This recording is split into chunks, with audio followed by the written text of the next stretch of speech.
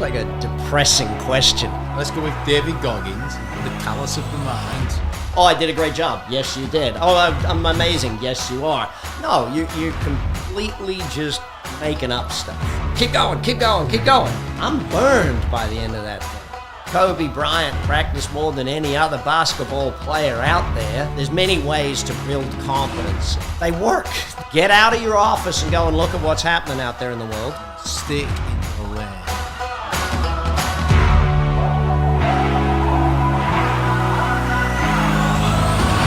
Great Jim Rohn famously said a few simple disciplines, repeated every single day, will lead to all of the success that you could ever want. And on that note, this is part 2 or 3 with Brad Sugars, and it's all about ownership, internal drive, external drive, commitment, and the all-important trait, discipline.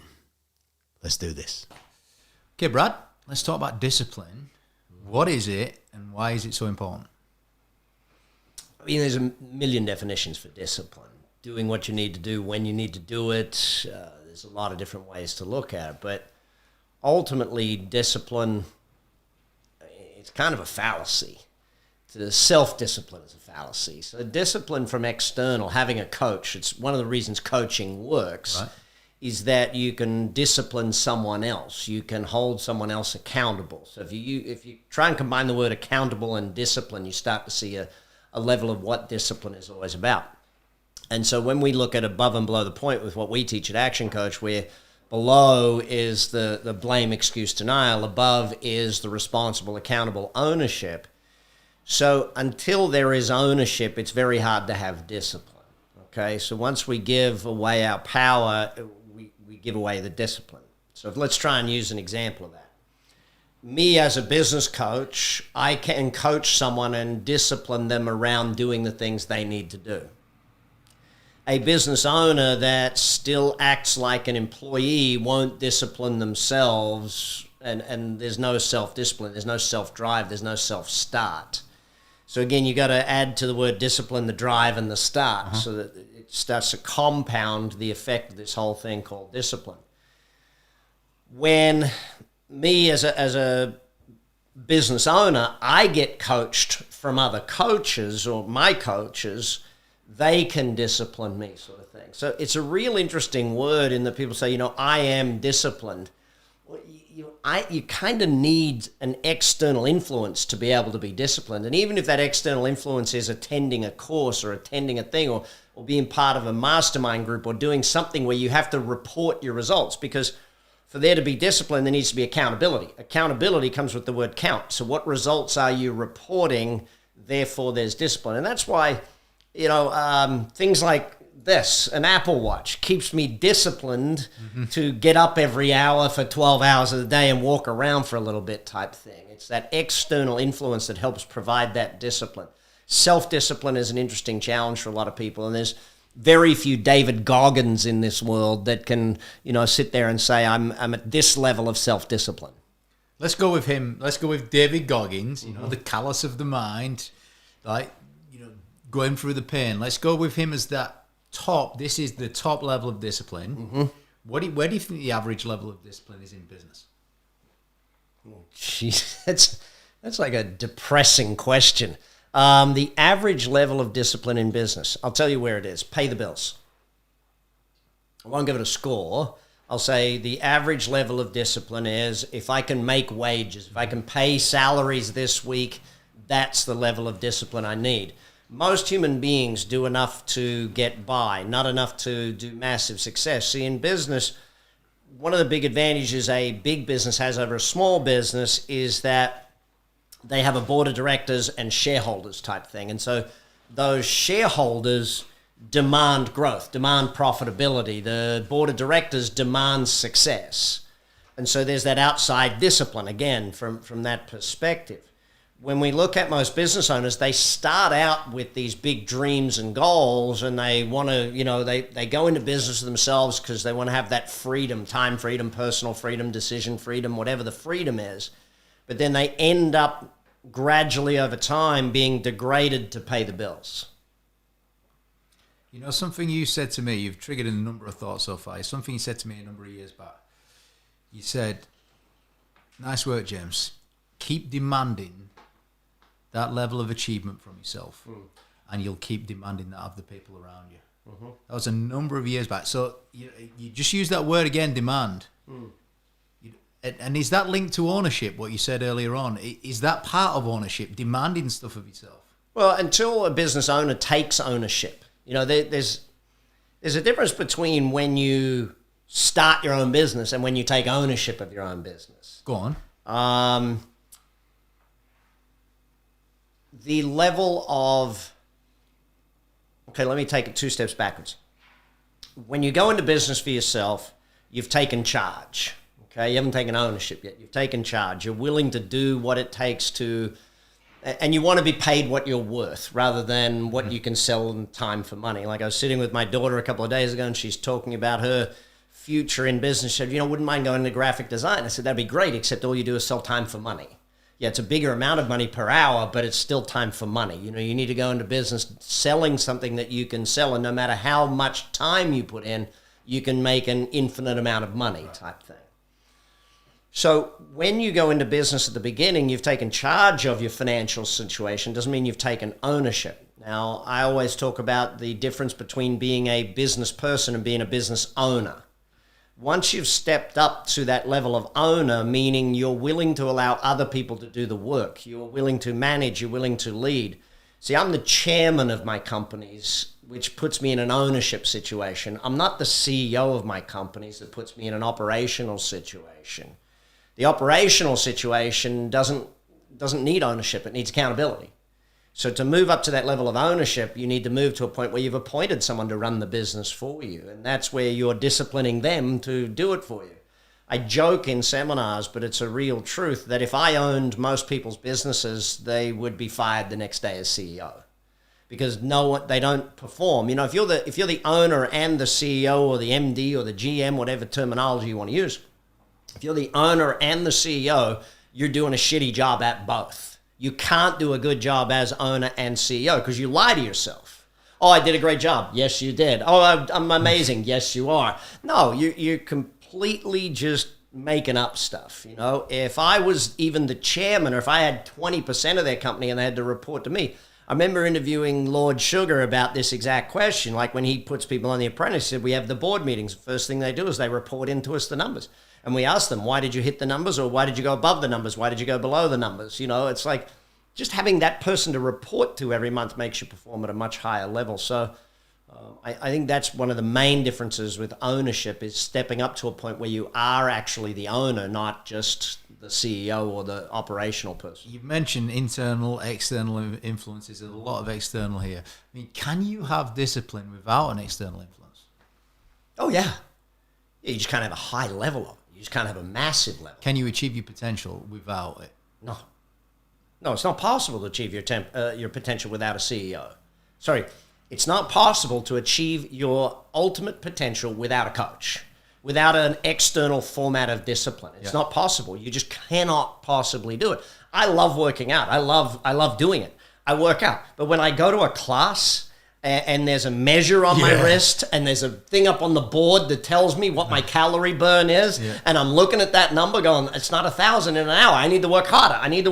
And so that measurement is a big part of discipline. That external factor is a big part of discipline. And so I think that we miss a lot of that factor. But if you want to achieve your ultimate potential, see, I want to go back to a term that I've been using a lot lately. It's called foregone conclusion. And what I mean by that is that if your goal is A, then you go for A plus 20 so that A is a foregone conclusion. I first learned this, I first saw a real example of this. A friend of mine just moved into the PGA Tour. And our kids went to school together, and he'd stepped up from the Nationwide where he was winning these tournaments, and he was struggling in the PGA. And I sat down with him, I think it was Christmas time, and he was on a break, and the kids were hanging together. And so I asked him the question, well, what's your goal each week when you go into the PGA tournament? He said, I just want to make the cut. And that's the same as the business owner, that I just want to pay the bills. Or the same as the fat person that just says, I don't want to get any fatter. It's like there's that just want to type thing. I said to him, well, that's stupid. Your goal doesn't You need to have a goal of winning the tournament, and therefore making the cut is a foregone conclusion. It's like when people go into sales. Yeah, you need to plan their purchases for the next year so that the first purchase is a foregone conclusion type thing. You know, it's a crazy world we live in where people try to do just rather than go there. You know, the old statement of if you reach for the stars, at least you'll hit the moon. And that's why, you know, I wrote the book Billionaire in Training. And if you shoot for billionaire and you only get 100 million, you're okay. You know, you're more than okay. But probably, you know what I mean? Even if you get 20 million, I mean. Yes. 50 million, I mean, come on. But if you go for, it's, there was a saying that one of my, I like a lot of sort of crime and military type shows. And one of them that is all about the American military. And there's a guy in there in a particular situation in a SEAL team where he says, 2 is 1 and 1 is none. He carries 2 of everything because 2 is 1 and 1 is none. Because if you've got 1 and it fails, you're done. 2 parachutes is 1, 1 is none type thing. And so a lot of people don't have that attitude of 2 is 1 and 1 is none. And so they don't perform at a decent level. They go for enough. And that's the old glass ceiling thought, or your goal is also your you know, biggest limitation, all of those sorts of things. Quite like that analogy, 2 is 1, 1 is none. I mean, that's like, it's like someone having a coach, really, isn't it? Because the coach is on the outside. It's still, the 2 of you together is one, you're still the person that's going and doing it and leading it. Let's talk about something I learned from you as well. I did a little bit of research before this and thought, we're talking about discipline. And I like this concept of a cheat day. Mm-hmm.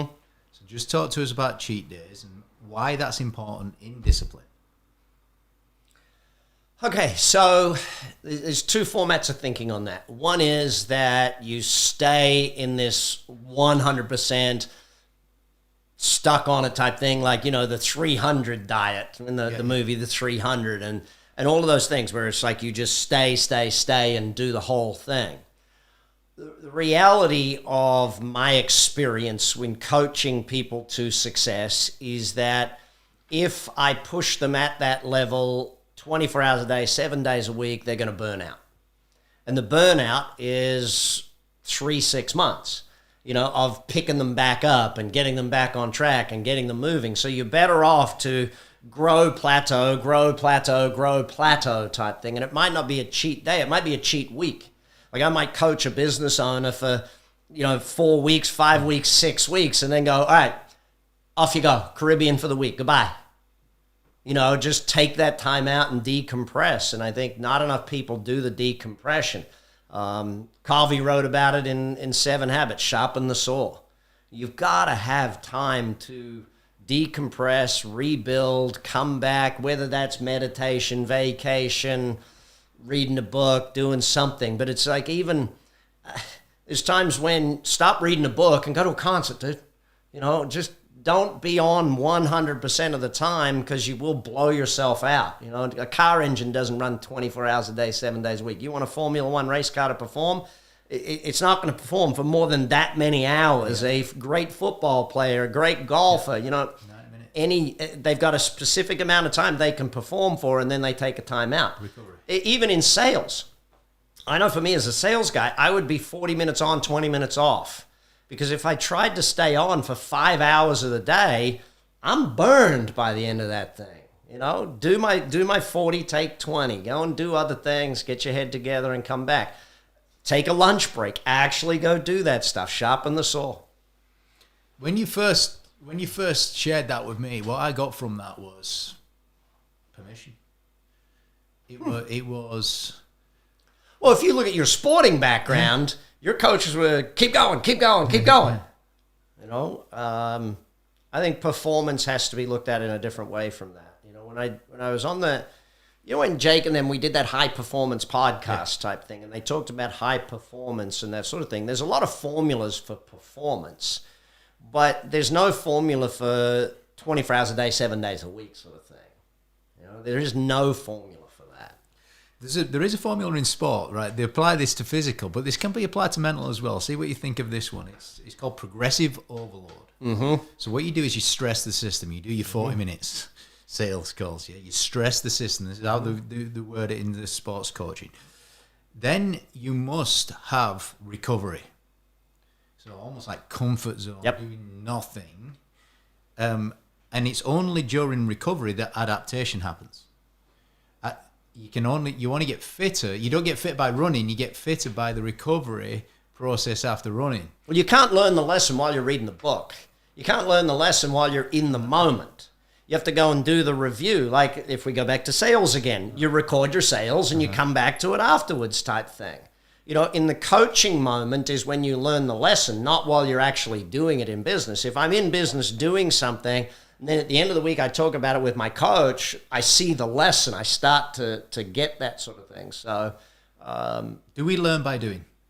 100% we learn by doing. We learn by everything. If you're a learner, you learn by every single thing. If you're not a learner, you learn by nothing. So Interesting that. You know, you've got to be a What learner. are you? Are you a learner or are you not a learner? Because You know, I mean, I like that phrase. You can't teach a kid to ride a bike at a seminar. So you read a book. You're not learning how to grow your business yet. You've got to go and apply the learnings, and that's when the learning really happens. when you hire that first team member, you realize whether you're any good at leadership or not. You know, when you confronted What with if having, you're not? or if you're not, yeah. But you know what next? Well, you got to learn. You got to study. I mean, we're not, the whole fallacy of you're born something. You may be born with a tendency to something. You may be born with a like of something. You may be born with a desire towards something, but you've still got to get the skill. Kobe Bryant practiced more than any other basketball player out there. You know, he had a natural tendency, but he still had to practice harder than all the others put together. I mean, you don't get there by doing it. I mean, I had a tendency to be a good entrepreneur, but if I hadn't have read thousands of books on the subject, there's no way I was getting where I'm got. So, you know, I think that everything is, you set a goal so that you know what to learn. You don't set a goal to achieve the goal. You set a goal so you know what to learn, so you can write the plan, so then you can do the stuff to achieve the goal. The goal in and of itself is just a guidepost for what to learn. I tell the story of when I was a kid stating that I would retire at age 25 after Mr. Rohn. I did a seminar with Mr. Rohn at 16 and said, I'm going to retire by 25. And my friend's dad told us how that can't happen, won't happen, it's not possible. And technically he was correct. 16-year-old version of me couldn't make that a reality. But 25-year-old version of me, actually 26, the 26-year-old, took me 1 year longer, version of me, it's amazing what you can accomplish in 10 years. You know, overestimate 1, underestimate 10, that whole saying. But that version of me could do that. Where are you with this thing? Because there's some research that's out there. Apparently, the average person's got anywhere between 40 and 60 different things that they're focusing on or bits of information that they're processing at any given point. Yet, in order to be really successful, we should have a range between 2 and 6 core areas of focuses that we're working on. What's your opinion on that? Dang, that's an interesting question. Not really contemplated that question before. I would love a day where I was contemplating less than the 200, 300 things. You see, that's what I got when you said cheat days. I have 9 to 11. I have 11 companies that I run, 9 that I'm on the board of. The other 2 I'm just an advisor to because I'm a shareholder of. I have 5 kids, my wife, our charity, however many direct reports. I doubt there's a day where I'm not thinking of 200, 300 things. That being said, I wouldn't want my staff to be in that mode if I wanted them to achieve in their singular position. So my job as chairman is to think. That's my job. My job is to think about 5 to 7 years down the road. And that's why sometimes as chairman, it's hard to relate to some members of your team because they're looking at today and they're like this week. And I'm like way off down the road here sort of thing, thinking about where we're going to be in 5, 7 years time. Even philosophically, even writing my books, the books, trying to translate what's happening in the market now into something that someone can take as a lesson type thing.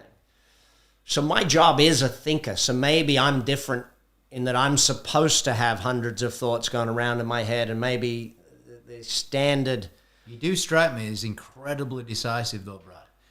Every time I speak with you, you process something, you say what side of the fence you're on. But I also, and you will have seen me do this in meetings, where I'll say, yep, give me 24 hours on that. Sometimes I just want to let stuff sit in my head for 24 hours and come back with a thought on it. Even once a year, I do a thing where I invite 10 business owners in to help them create a multi-billion-dollar business plan for their business. And I interview them 3 and 6 months beforehand and ask them all the questions. And in the 2 months leading up to it, they're like, do you want to talk to us again? No, it's in my head. That's fine.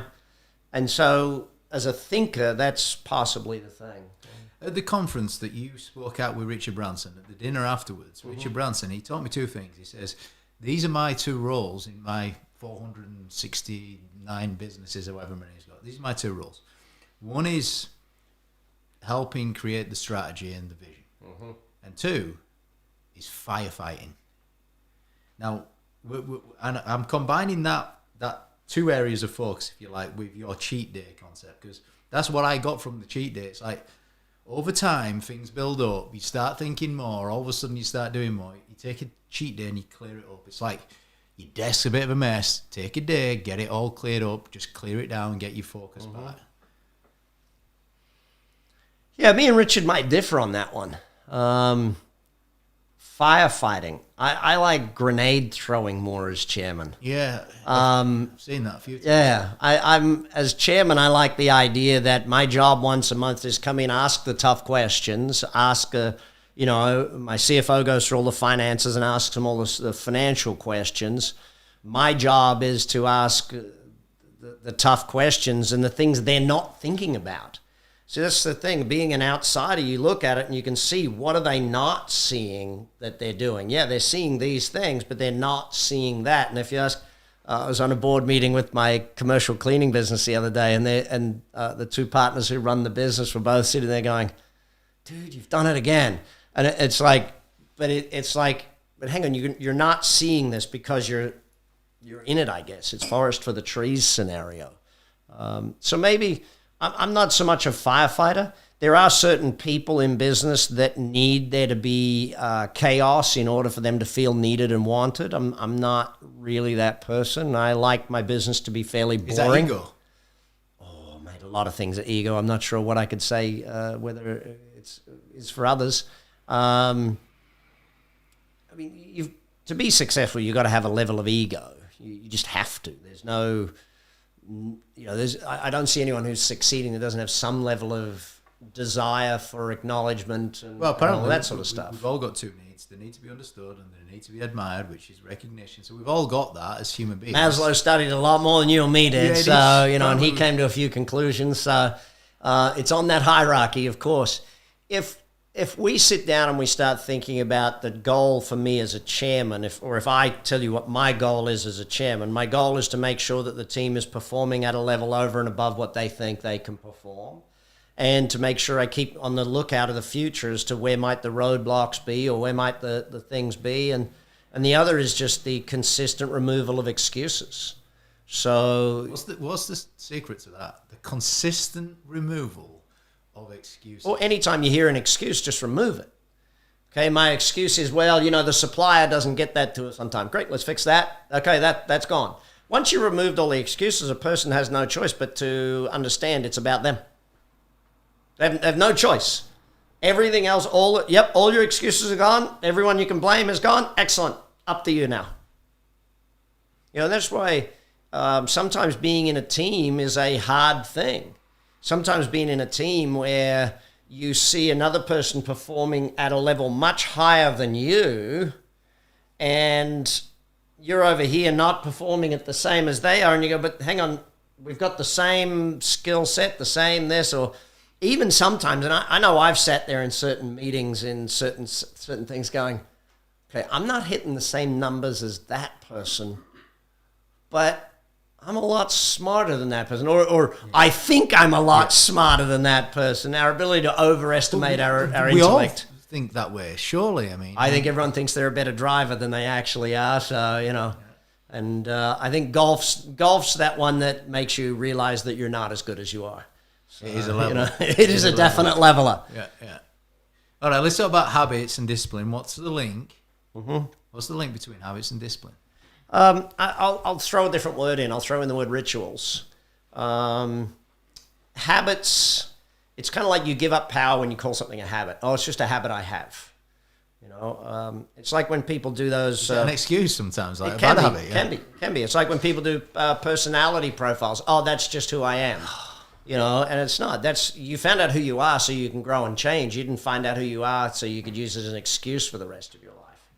I like rituals because it comes with a connotation that you have proactively chosen that thing. You've proactively decided that this is what I'm going to do on a day-to-day basis. I know James Clear's book on habits is very strong. But I personally like the idea of it being proactive and a choice.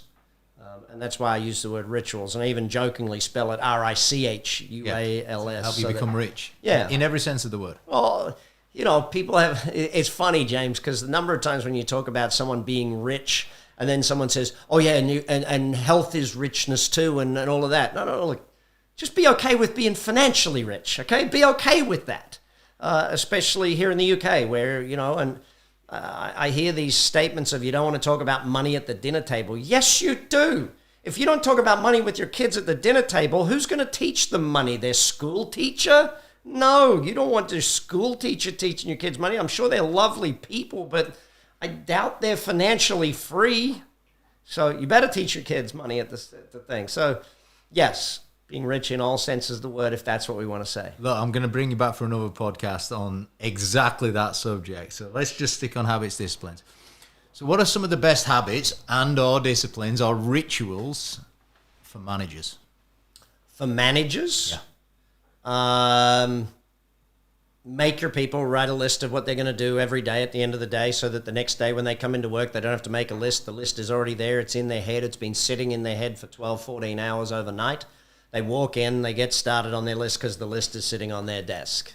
I have in our management system, our people take a photograph, they handwrite it every day. They take a photograph of it and they put it in the WhatsApp group chat for that team or division of the company so that everybody can get to see what they're doing if they should want to. And it's a level of accountability and discipline right there. That's a simple thing. Management is about two things. Management is about productivity and about capability, okay? Can the person do the job and can they do it productively? Okay, I see too much management by abdication. They throw them in the deep end. They don't train them, coach them, mentor them. They don't educate them. Oh, I don't want to be a micromanager. Listen, you need to be a micromanager. This is a baby employee. You have to micromanage a baby employee. Otherwise, they die. People get a brand new employee and they don't have them report in every day what they're doing. I don't care how long someone's been with me, they report in every day. They report in every day. Now, I might not look at it for a month, but the fact that they have to send it to me makes them sit down and write, what have I got to get done tomorrow? And just that discipline alone increases their productivity. We also every week have a meeting without your direct reports. I hate the whole management habit of my door is always open. I think that's the dumbest, stupidest thing. I'm not sure who invented that, but when management became a dirty word somewhere in the 90s, I'm guessing, and you want to be a leader, not a manager. And what's that guy wrote the book Maverick, and it was all like a flat organization. That's what you want. You want a flat organization. No, you don't. That's the dumbest thing ever. The military is never run by a flat organization for years and years, and theirs is the most stressful job in the world. It's called life and death for real. You want to manage a group of somewhere between 6 and 8 direct reports. Any less than 6, you shouldn't be being paid as a manager. Any more than 8, and you're going to spend most of your time managing and very little of your time doing your actual job. If you're the marketing manager, that doesn't mean all you do is manage all of the people in marketing. You should be the smartest marketer in the room. So 80% of your job should be you creating the amazing marketing stuff because you're the best at marketing on that team. If you're a sales manager, you shouldn't be managing just salespeople. The top 20% of leads should come to you. You're the sales manager. You should be closing the best of the best leads. You're the managing partner at a law firm. You should be working the $5,000 an hour cases. You know what I mean? It's like they stop doing their own work and all they do is manage, and they wonder why there's no performance in the thing. Is that common? It happens all the time. I get promoted to manager. I stop doing any work. Is that because of comfort? No, I think it's just the perception of what a manager should be. Right. I think...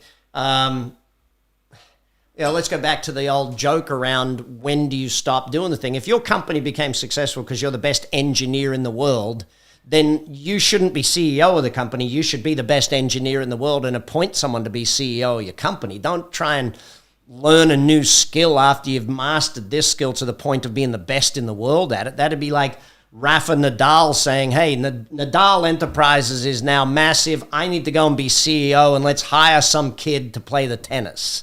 It's just dumb when you look at it from that perspective. But a lot of business owners do it. They think because I'm the owner, I got to be the CEO. The best things I've ever done in my companies is appoint a CEO to run it for me while I go off and be the speaker and create new ideas and new programs and new products and new books. Like if I was to be the CEO, I don't think I would do a great job at it. I'm glad you brought up the whole micromanagement piece. A couple of years ago, I was trying to develop that myself in management, etc. I was reading a lot of books, and two of the biggest things I got from this around, and I applied this to micromanagement, which were the purposes of micromanagement. Number one is to instill discipline. Micromanagement is there to instill discipline, which is a positive thing, yeah? Yep. Which tells us that discipline needs instilling. Number two, interestingly, was to catch them doing it good. For cheerleading. Yeah, the old well done philosophy. And from now on, they're the only two guiding purposes of micromanagement, from my learnings there. What's your opinion on instilling discipline? Yeah, again, productivity. So that's why I always say management about productivity and competency. If they can't, if I go into a business, let's say I buy a business and I'm looking at a lack of competency in the employees, I know that's just a lack of management. Training? Coaching. It might be training. Training is sometimes not the best way to get competency in employees. Sometimes the best way is coaching. Sometimes the best way is mentoring. Sometimes the best way is to actually go do it with them 20 times so that they actually get it type thing. The old master-apprentice philosophy. There's many ways to build competency, okay? But then the productivity side of it, yes, the discipline, and that comes back to the measures. You cannot manage what you do not measure. A lot of these sayings become old sayings because they work. They're smart. It's always been that way. If I want to improve, why do sporting teams measure statistics of every single player all the time? Well, it's accountability as well. They want to get better. Yeah. You see, when I come back to that word instill, I'm always thinking repetition. Like you get your daily, this is my to achieve list for tomorrow, boss, or whatever they send you. This is my top 6 things. That's a repetition. Oh, yeah. All right, let's look at it for leaders then. So that's the habits for a manager. What about the habits for a leader or disciplines? 2 thank yous or 2 congratulations a day. I just love that. Always talk about the vision. You are a guardian of the culture, so always discuss, look at, show the culture of the organization. Always be discussing vision, mission, culture. Who we are and why we do what we do are the 2 are big for leaders. Leaders' 2 biggest jobs are passion and focus. That is the 2 jobs of a leader. Make sure people are passionate about what we're doing, where we're going, who we are, and why we're doing it. Number 2, give people the focus. Give them clear, concise goals so they know where we're going and why we're going there. That's the leader's job, is they've got to make sure of that. I think one of the big things for both managers and leaders is either, and I have to go one of 2 ways with this with most leaders, either get out of your office and go and look at what's happening out there in the world. Okay, I remember coaching a guy that ran a construction business. His dad built it. He took it over, bought it from his dad, still building it even bigger. And I said, how many job sites you visit this month? He said, none. I said, good. From now on, you visit 2 job sites a week. Every week you visit 2 job sites a week. one of the interesting pieces of feedback we got from all of his team is that he doesn't know what's going on in the organization. When we did his Leadership 360, they're all like, yeah, he sits in his ivory tower and that sort of thing. So 6 months later, we do the Leadership 360. Oh, yeah, he's one of the guys. Because he literally took it upon himself. He'd pick up donuts and cans of soda, and every time he visited a job site, he'd have enough for every single guy on site, person on site, to get a donut and a can of soda sort of thing. And he'd just wander the site and ask them what's going on. All of a sudden, he learned about it. Now, some I have to go the other way. Stop visiting your job site every single day, 24 hours a day. I remember working with the owner of a restaurant who was literally always out on the floor, always talking with the customers, and to a point where the customers are like, I wish this guy would get out of my face, because he's annoying people, sort of thing. It's like, you need to go to your office more often and actually do work on the business, develop systems, develop training, develop programs to work on it. Stop being out on the floor all the time. All you're doing is getting in the way of your waiters. Because I could see him taking a drink order, then the waiter would come over and ask him, oh, no, I just took it. And I'd be like, what? So you got to balance that up, I think. But, yeah, passion and focus is leader's job. Manager's job is making sure that there is capability and productivity. When you draw it down into 2 words, it is actually so empowering, isn't it? And it is so easy to see how you can sort of merge the two, and just, it's not very tidy anymore. Stick in your lane with those 2 things. Got some quick questions for you here. I don't know if I've got quick answers, but all right, let's try. Well, let's see. Let's see. What is the best book you have ever read in your life? Other than mine? No. Best book I've ever read for business would be a dual book. It was it was 2 books in one: My Life in Advertising and Scientific Advertising, written in the 1920s. Just the fundamental core of what is marketing and advertising. So many of the greatest books of all time of 1920s and 1930s.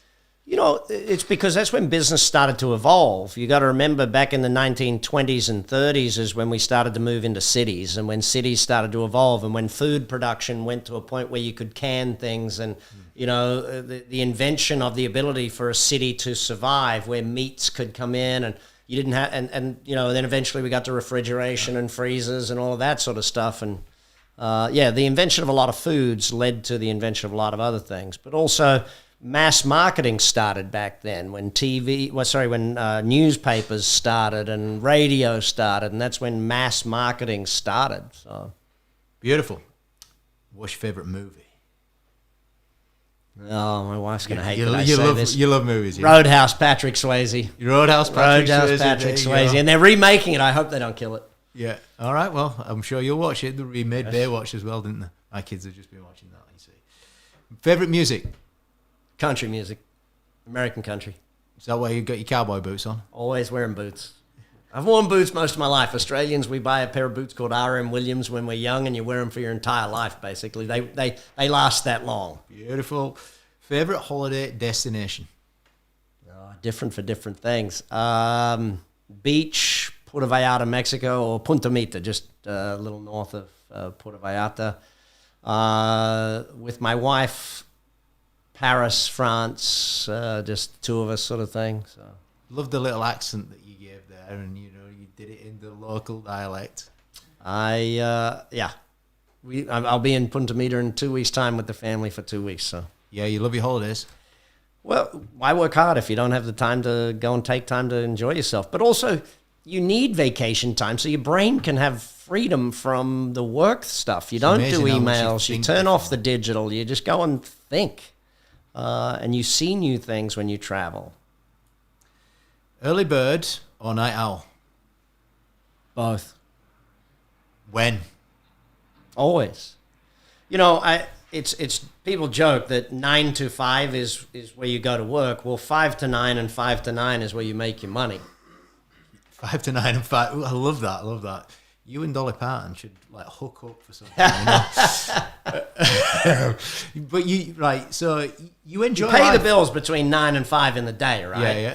5 till 9 in the morning, I used to do, that's sort of writing time, that sort of thing, creative, all that sort of stuff. And 5 to 9 in evenings is where I used to do events and seminars and stuff. So You know, that's where the wealth was built.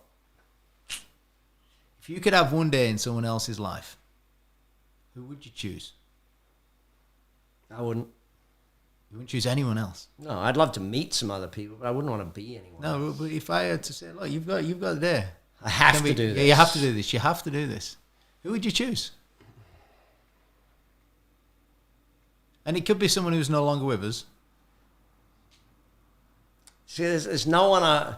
Maybe I would choose Rupert Murdoch back sort of 20 years ago. Why choose him? Interesting. Just because of the deals he was putting together and the way he structured deals. To get into that guy's head about how he structures deals and how forward and future thinking he is. Like his purchase of Wall Street Journal to remove all of the journalists from the CNN contract and then only have that content for his Fox and Sky network.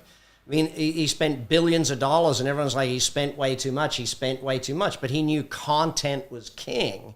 And having all the best journalists in the world to move them from just writing for one newspaper to have them write for a worldwide network gave him content for his worldwide network. And that's why he valued it that much. So how he thinks, I'd rather meet him than be him. Let's put it that way. Okay, there you go. Savviness, strategic thinking, decision making. Right. Who have been your three biggest trusted advisors in your life? My dad, my CFO who just passed, Tony Savidio, phenomenal man, always a great advisor, and one of my old accountants, John Ellingworth. So usually advisors for me have been on the financial side of things because they know everything.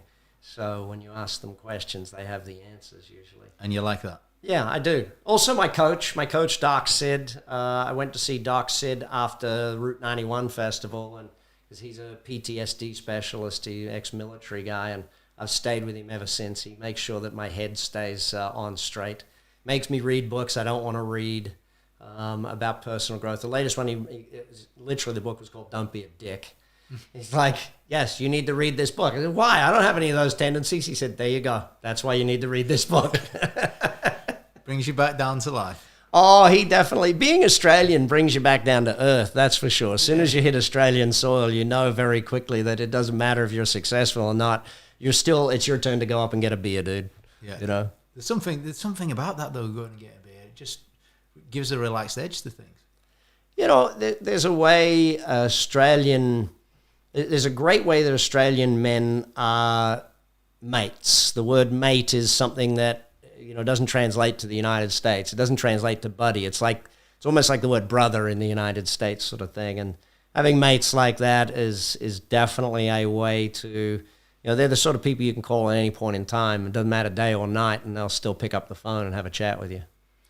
I'm going to reverse one of your questions now. Uh-huh. So if the people listening to this podcast right now, if they knew they were going to succeed, what do you think they might do? Yeah, so I think it was a few months ago, you and I were chatting, James, and we reversed that old, if you knew you wouldn't fail, what would you try? Because that annoys the heck out of me. It's a double negative, and unfortunately the English language is built through double negatives. No worries, no problems, all that stuff. Not bad. And we had to switch it to, if you knew you would succeed, what would you go out and try? If you knew that you would be a success at this thing, what would you go out and try? And I think that's where actually having them sit down and define their dreams, define their goals would be the starting point to that, because the only way to know what you're going to go out and try and succeed is to do that. So, and then build and attach the discipline to it. We'll get a coach, yeah. Get a coach so you have the disciplinarian in your life. How many coaches have you got? 3. Financial, life, and business.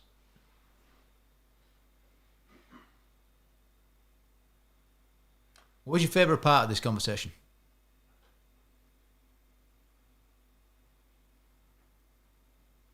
Not the part where you asked me, who do I want to be? What was my favorite part of this conversation? I think where we got to talk about the fallacy of discipline. The fact that discipline comes from outside sources more than it does from internal sources. If you want high-level discipline, that is. My favorite part was clarity.